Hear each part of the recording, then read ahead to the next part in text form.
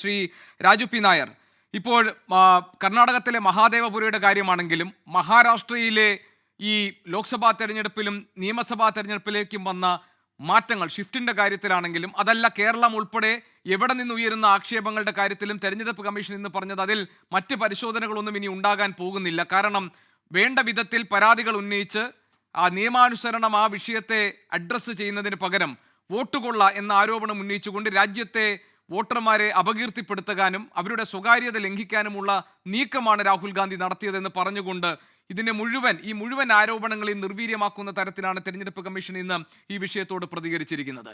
എങ്ങനെയാണ് കോൺഗ്രസ് ഇതിനെ കാണുന്നത്?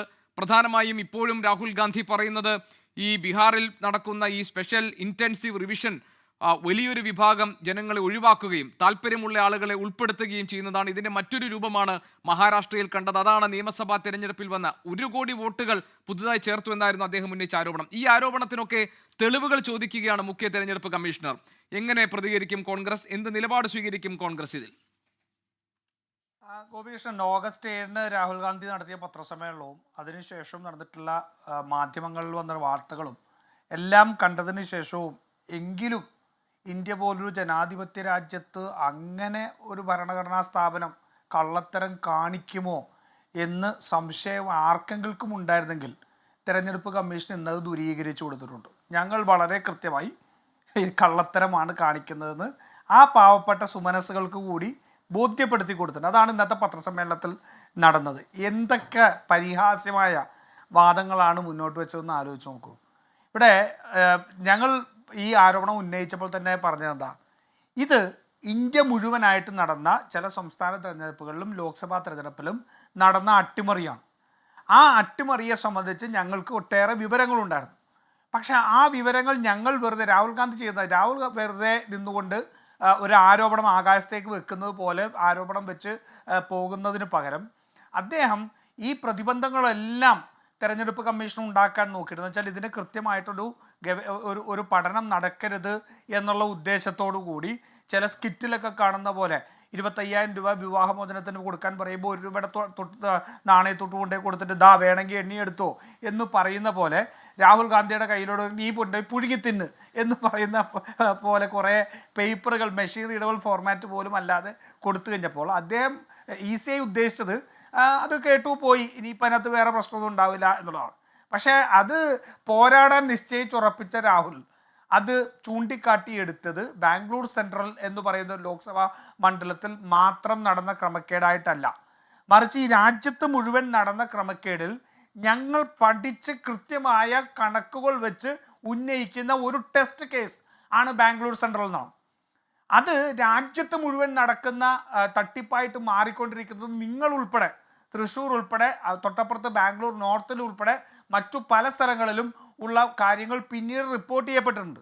ഇപ്പോഴും പൊതുസമൂഹത്തിന് ഇത് സംബന്ധിച്ച് രാജ്യത്ത് ഏതളവിലാണ് ഇത്തരത്തിൽ ജനാധിപത്യം അട്ടിമറിക്കപ്പെടുന്ന ശ്രമം നടത്തിയത് എന്നറിയണമെങ്കിൽ അതിന് കൃത്യമായ ഡാറ്റ അവലോകനം ചെയ്യണം.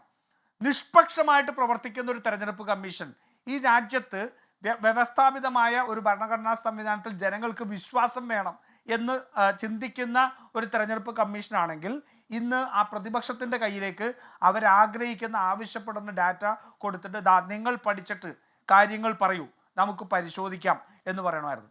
ഇന്ന് ജ്ഞാനേഷ് കുമാർ പറഞ്ഞു തന്നെ എന്താ, 45 ദിവസത്തിനുള്ളിൽ ഇതിനെ സംബന്ധിച്ച കാര്യം ഉന്നയിച്ചില്ലെങ്കിൽ അത് നിലനിൽക്കുന്നത് ലീഗലി ടെനബിൾ അല്ല എന്ന് പറയുന്ന ജ്ഞാനേഷ് കുമാർ തന്നെ ഇന്ന് അതിൽ നിന്ന് മാറി. ഞാൻ ചോദിക്കുന്നത് ഒരു നിയോജക മണ്ഡലത്തിൻ്റെ വിഷയമല്ലല്ലോ പറഞ്ഞത്. ഈ 23B എന്ന് പറയുന്നത് ഈ പറയുന്ന കോടിക്കണക്കിന് വോട്ടർമാരുടെ തട്ടിപ്പ് നടത്തിയതിന് വേണ്ടിയിട്ട് മറുപടി കൊടുക്കാൻ കഴിയുന്ന ഒരു പ്രൊവിഷനാണോ? ഏതെങ്കിലും ഒരു തെരഞ്ഞെടുപ്പിനെ ചോദ്യം ചെയ്യുന്നതാണോ? അല്ലല്ലോ.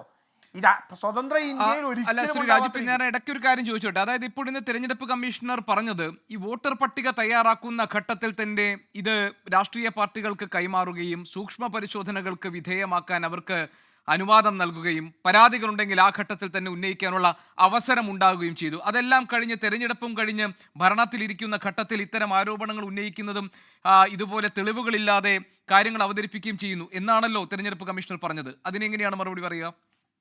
ഗോപീഷൻ, അത് സംഘടനാ ദൗർബല്യത്തെ കുറിച്ചൊരു ചർച്ചയാണെങ്കിൽ നമുക്ക് ആ ചർച്ച പിന്നെ നടത്താം, കുഴപ്പമില്ല. നമുക്കൊരു സംഘടനാ ദൗർബല്യത്തെ കുറിച്ചുള്ള ചർച്ചയാണെങ്കിൽ നമുക്കത് നടത്താം. ഇന്ന് അർബൻ നഗരങ്ങളിൽ ഫ്ലാറ്റുകളിൽ ഉൾപ്പെടെ രാഷ്ട്രീയ പ്രവർത്തനം നടത്താൻ കഴിയാത്ത സാഹചര്യമുള്ള യാഥാർത്ഥ്യമൊക്കെ അവിടെ മാറി നിൽക്കട്ടെ. ഞാൻ മറ്റൊരു ചോദ്യം ഇതിന് മറുപടിയായിട്ട് ചോദിക്കാം.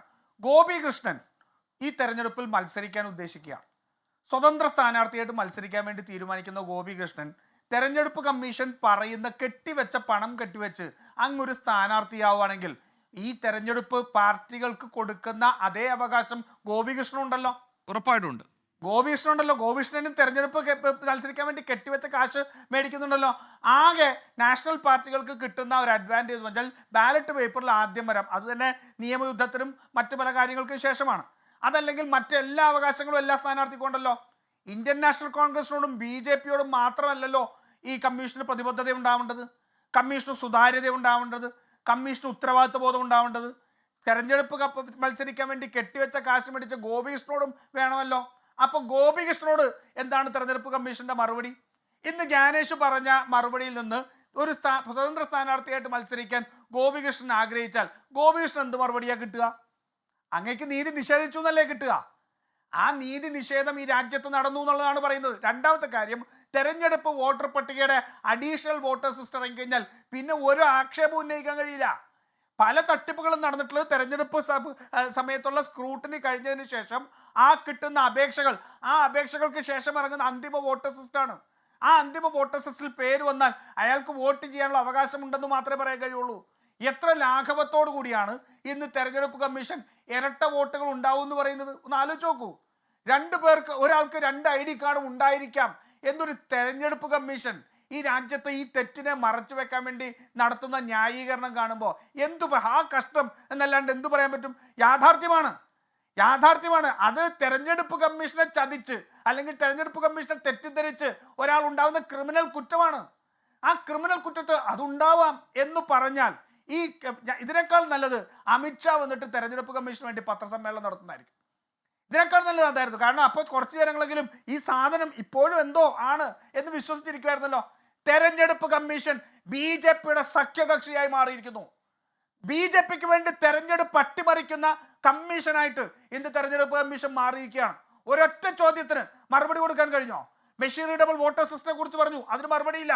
ഇപ്പോൾ ഇനി മനുസ്മൃതി വായിച്ചിട്ടാണോ എന്നറിയില്ല, CCTV-യിൽ കാണുന്ന കാര്യങ്ങൾ പുറത്തുവിട്ടാൽ അമ്മയും പെങ്ങളും ഇവർക്ക് നാണമില്ലേ, ലജ്ജ തോന്നുന്നില്ലേ? ഈ ഒരു ജനാധിപത്യ സമൂഹത്തിൽ നിന്ന് ഇത്രയും വലിയൊരു വോട്ട് തിരിമറി നടത്തിയ അട്ടിമറിയെ കുറിച്ച് പറയുമ്പോൾ സ്മൃതിയെ പോലും നാണിപ്പിക്കുന്ന ഇത്തരത്തിലുള്ള വാദങ്ങൾ എടുത്തുകൊണ്ട് വരാനായിട്ട്. അപ്പോൾ വളരെ കൃത്യം അവർ വളരെ കൃത്യമായിട്ട് BJP-ക്ക് വേണ്ടി തെരഞ്ഞെടുപ്പ് അട്ടിമറിച്ചപ്പെട്ടിരിക്കുന്നു എന്നുള്ളത് ജനങ്ങൾക്ക് ബോധ്യപ്പെടുന്ന രീതിയിൽ ഇന്ന് തുണി ഉരിഞ്ഞ് നിൽക്കുകയാണ്. നഗ്നരായിട്ട് ഇന്ന് ജനങ്ങളുടെ മുമ്പിൽ നിൽക്കുകയാണ്. ഒരു ചോദ്യത്തിനും മറുപടിയില്ല. മലയാളികളായ പത്രപ്രവർത്തകർ ഉൾപ്പെടെ ചോദിച്ചല്ലോ, നിങ്ങൾ രാഹുൽ ഗാന്ധിക്ക് നോട്ടീസ് അയച്ചു, എന്തുകൊണ്ട് അനുരാഗ് ഠാക്കൂറിന് നോട്ടീസില്ല? രാഹുൽ ഗാന്ധി ചെയ്തത് തെറ്റാണെങ്കിൽ, കുറ്റമാണെങ്കിൽ അനുരാഗ് ഠാക്കൂർ ചെയ്ത അതേ കുറ്റമല്ലേ? അനുരാഗ് ഠാക്കൂറിന് 4 ദിവസത്തിനുള്ളിൽ വയനാട്ടിലെ ഉൾപ്പെടെ റായ്ബറേലി ഉൾപ്പെടെ ഉള്ള വോട്ടേഴ്സ് ലിസ്റ്റിന്റെ ഇലക്ട്രോണിക് ഫോർമാറ്റ് എങ്ങനെ ലഭിച്ചു എന്നുള്ള ചോദ്യം അവിടെ നിൽക്കട്ടെ. അതും കൊടുത്തത് ഇവർ തന്നെയാണ്, അത് നിൽക്കട്ടെ. പക്ഷെ അപ്പോഴും അനുരാഗ് ഠാക്കൂർ പത്രസമ്മേളനത്തിൽ ഉന്നയിച്ചത് രാഹുൽ ഗാന്ധി ഉന്നയിച്ചത് തന്നെയല്ലേ? അപ്പൊ എങ്ങനെയാ അനുരാഗ് ഠാക്കൂറിന് നോട്ടീസ് ഇല്ലാതെയാ പോകുന്നത്? അതിന് വ്യക്തമായിട്ട് മറുപടി പറയാൻ കഴിഞ്ഞോ? അതാ പറഞ്ഞത്, ഇലക്ഷൻ കമ്മീഷൻ ദയവ് ചെയ്ത് BJP-യുടെ ഓഫീസിൽ പോയിരിക്കണം. ചുരുങ്ങിപക്ഷം നമ്മുടെ നികുതി പണമെടുത്ത് ആ ബിൽഡിങ്ങിലെ AC-യും ലൈറ്റെങ്കിലും ഇടാതിരിക്കാൻ പറ്റുമല്ലോ. അത്രയും ലാഭമെങ്കിലും ഈ രാജ്യത്തുണ്ടായി കൊടുക്കട്ടെ. BJP-യുടെ ഓഫീസിൽ പോയിരിക്കണം. ജ്ഞാനേഷ് കുമാർ BJP ഓഫീസിലെ ക്ലർക്കിന്റെ പണിയാണ് എടുത്തുകൊണ്ടിരിക്കുന്നത്. ക്ലർക്കിന്റെ പണി, BJP ഓഫീസിലെ ക്ലർക്കിന്റെ പണി. രാജ്യത്തെ ജനാധിപത്യം തകർന്നിരിക്കുന്നു. രാജ്യം ജനാധിപത്യം തകർത്ത് ഇന്ന് BJP-യുടെ ഭരണത്തിന് വേണ്ടി അട്ടിമറികൾ നടത്തുന്ന ഏജൻസിയായിട്ട് ഇന്ന് തെരഞ്ഞെടുപ്പ് കമ്മീഷൻ മാറിയിരിക്കുന്നു. ശരി.